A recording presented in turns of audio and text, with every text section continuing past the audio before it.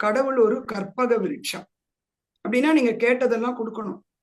கொடுத்தாருன்னா இன்னும் கொஞ்சம் நல்லா பாராட்டுவீங்க, போற்றுவீங்க.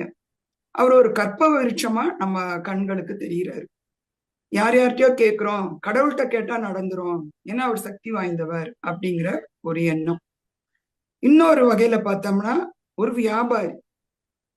கடவுளை நம்ம தான் வியாபாரி ஆக்கியிருக்கோம். வியாபாரம்னா என்ன? ஒரு பொருளை கொடுத்தா ஒரு பொருளை திருப்பி வாங்கிக்கலாம்.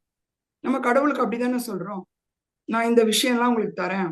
அது பணமா இருக்கலாம், இல்ல உங்களோட உடல் இதுவா இருக்கலாம். நான் இந்த மாதிரி வாயில இதுக்கு அழகு குத்திக்கிறேன், இல்ல கால்ல நான் முள்ளு செருப்பு போட்டுக்கிறேன், இல்லைன்னா அப்படியே அங்க பிரதர்ஷனம் பண்றேன், என் உடலால நான் ஏதோ ஒரு விஷயத்த பண்றேன், இல்ல பணம் கொடுக்குறேன், இல்லைன்னா அங்க போய் கூட்டி போயிருக்கிறேன், ஏதோ ஒண்ணு செய்யறேன்.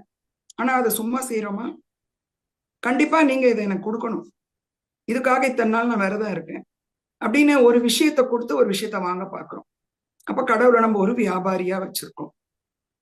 இன்னொரு விஷயம் பாத்தீங்கன்னா, கடவுளை பார்த்தா நம்ம பயப்படுவோம்.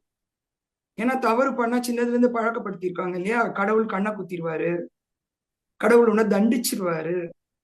இதற்காக ஒரு பயம் கலந்த ஒரு பக்தி. கடவுள் இந்த மாதிரி விஷயங்களுக்குள்ள அடங்குனவரா?